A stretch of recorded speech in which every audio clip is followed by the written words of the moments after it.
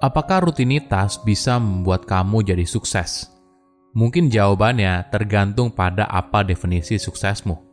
Rutinitas memberikan kita struktur dan keteraturan, sesuatu yang sangat membantu ketika kita membuat rencana dalam hidup.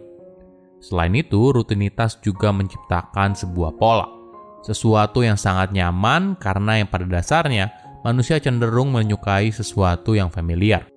Jadi, apabila kamu punya banyak hal yang harus dikerjakan dan kamu ingin mengerjakan semuanya dengan baik, maka rutinitas mungkin jawabannya.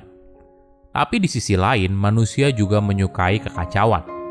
Ketika kita berada dalam sebuah rutinitas yang itu-itu aja, ada keinginan di dalam diri untuk mengubahnya. Tipsnya adalah kamu bisa ambil istirahat atau jeda. Sebuah jeda bahkan dalam waktu yang pendek bisa sangat menyegarkan. Harapannya, ketika kamu kembali ke dalam rutinitas, kamu sudah punya pikiran yang lebih jernih. Halo semuanya, nama saya Michael. Selamat datang di channel saya, Sikutu Buku. Kali ini saya akan bahas seberapa penting sih sebuah rutinitas. Apakah seorang yang secara konsisten melakukan rutinitas dapat membantu seorang lebih produktif dan lebih bahagia? Atau di sisi lain, sebuah rutinitas malah jadi penghambat diri? Di satu sisi, rutinitas memberikan kita pola dan penting apabila kita ingin mencapai sesuatu. Tapi di sisi lain, rutinitas bisa membuat seorang jadi sangat kaku dan tidak ada ruang untuk spontan. Jadi kembali lagi kepada pribadi seorang, ada orang yang sukses apabila memiliki jadwal rutin yang disiplin, tapi ada juga yang sukses dengan jadwal yang lebih fleksibel. Semua tergantung pada preferensi pribadi dan gaya hidupnya. Banyak orang ketika bicara soal rutinitas, mereka seringkali bicara soal apa yang mereka lakukan setiap pagi. Rutinitas di pagi hari seakan menjadi sesuatu yang sakral bagi orang produktif. Misalnya, seorang penulis buku dan motivator sukses di Amerika Serikat bernama Tony Robbins yang bilang kalau dirinya setiap pagi dia selalu memulainya dengan 3 menit latihan pernafasan, 3 menit untuk mengucapkan syukur, 3 menit untuk berdoa, dan 3 menit untuk menyusun prioritas yang akan dikerjakan hari ini. Tapi apakah semua orang yang produktif butuh rutinitas pagi? Ternyata tidak juga. Ada orang yang punya motivasi internal yang kuat sehingga dia mampu mengerjakan tugas yang penting. Sedangkan bagi orang lain, mereka butuh rutinitas sebagai tanda untuk mengerjakan tugas tersebut. Namun ada kesalahpahaman umum kalau kita melakukan sesuatu terus-menerus, artinya kegiatan ini lalu menjadi kebiasaan. Tapi sebenarnya ini bukan cara sebuah kebiasaan bekerja. Kita hanya memindahkan kegiatan yang awalnya butuh niat, misalnya kita menimbang opsi hingga memutuskan sesuatu, ke dalam sebuah sistem kebiasaan. Hanya jika perilaku itu kita ulang terus-menerus dan kita mendapatkan hadiah yang setimpal. Coba bayangkan seseorang yang kreatif. Mungkin kita melihat orang ini sebagai orang yang bebas, tidak ada rutinitas, tidak ada kebiasaan tertentu, hidup mengikuti angin. Ada pandangan kalau kreativitas dan rutinitas itu berlawanan. Wajar saja, di satu sisi, kreativitas dianggap sebagai simbol melawan status quo. Tapi di sisi lain, rutinitas adalah simbol kestabilan. Menariknya, ketika orang kreatif punya rutinitas, maka dia bisa mengalokasikan energinya untuk melakukan hal-hal yang kreatif. Ini yang aneh. Rutinitas bukannya mengekang seseorang, tapi justru membebaskan. Sederhananya gini, Steve Jobs dikenal sebagai sosok yang kreatif kan? Tapi di sisi lain, di lemarinya hanya berisi baju turtleneck berwarna hitam. Kenapa? Karena rutinitas membuatnya tidak perlu membuat sebuah keputusan, karena semuanya telah berjalan secara otomatis. Ketika kita punya banyak pilihan, energi kita justru terkuras dan pada akhirnya membuat kita jadi bingung. Misalnya begini, saat ini akhir pekan dan kamu ingin pergi makan siang di luar. Tentunya banyak pilihan. Bisa saja kamu menghabiskan sejam untuk memilih mau makan di mana, melihat review masing-masing restoran, tapi tetap belum bisa menentukan mau makan apa. Pada akhirnya, karena sudah lapar, kamu pergi ke restoran yang biasa kamu kunjungi.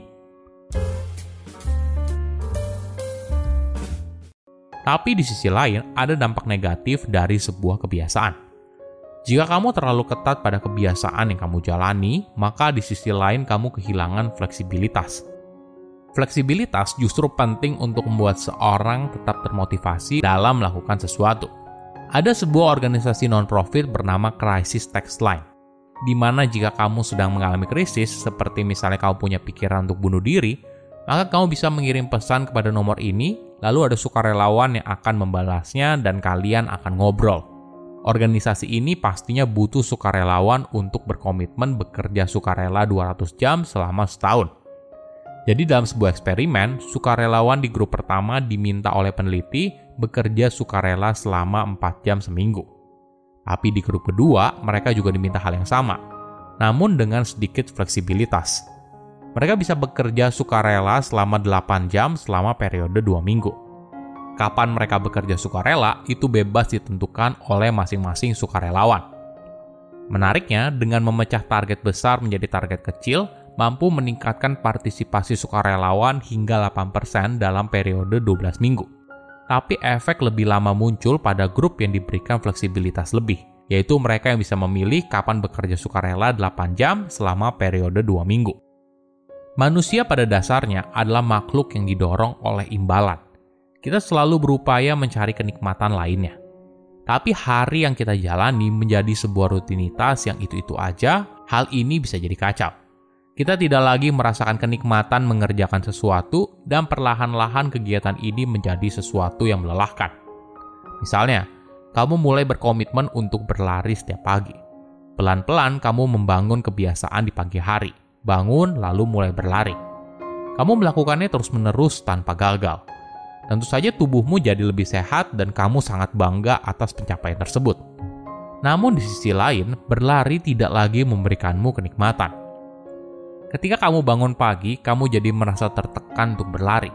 Karena jika tidak, kamu jadi kecewa pada dirimu sendiri. Setiap langkah yang kamu ambil justru jadi sesuatu yang melelahkan dan menyakitkan, daripada sesuatu yang membahagiakan. Kebahagiaan saat berlari kini sudah sirna, dan digantikan dengan perasaan yang penting kamu berlari dan sudah memberikan checklist pada daftar rutinitas harian.